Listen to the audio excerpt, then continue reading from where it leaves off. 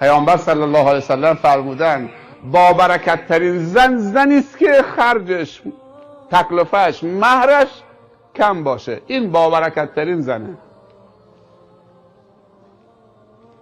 پدرم برای دخترت قیمت نگذار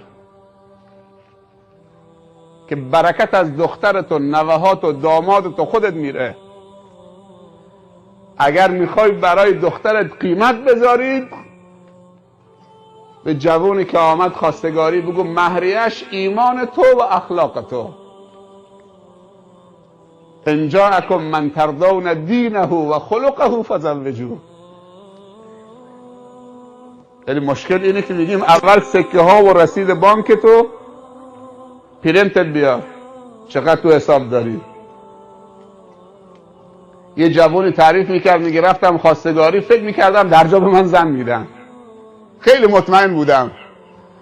دیگه شروع کرد چون نه یک نخ سیگار کشیدم، نه لب به مشروب زدم، اهل کارم هستم، درست درآمدی ندارم، خیلی مؤمن هستم، نمازم فوت نشده، اذیت و آزار به هیچ احدی از کودکی تا الان نرسوندم، خانواده‌ام هم یه خانواده متواضع سالم. مادرم هم همیشه به میگو پسرم هر کدوم میخوای دست روش بذار برات میگیرم. ما هم دلمون خوش کردیم که مادر گفته این دخترای هر کدوم دست بذاری برات میگیرم.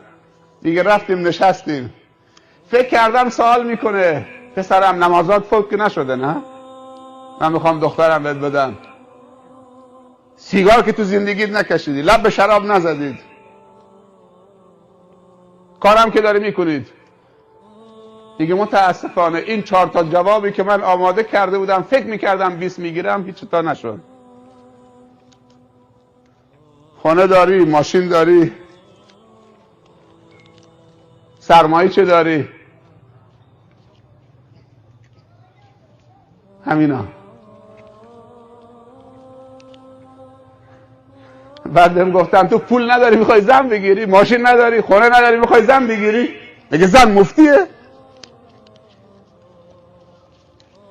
میگه مادرم اینقدر شرمندم شد، نگاه تو صورتم میکرد، منی که فکر میکردم 20 میگیرم در جا به من زن میدن.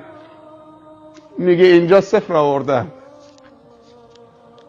به مادرم گفتم بلند شو مادر بریم.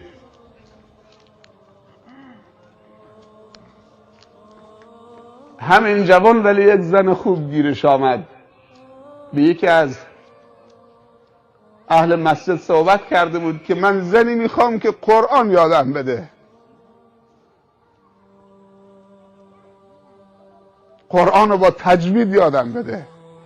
الان پسرش 4 جز حفظه. بالاخره زن گیرش آمد. به سرمایه های پایدار توجه بکنید. همه نعمت های خداوند رشد و توان ایجاد میکنه، چون خداوند بندگانش رو دوست داره. در این دوستی شک نکنید. در دوستی خداوند نسبت به خودمون شک نکنیم، در دوستی خودمون نسبت به خداوند شک بکنیم.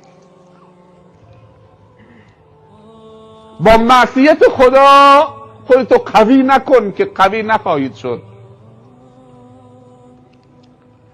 من یتق الله یجعل له مخرجا ان تنصروا الله ینصرکم.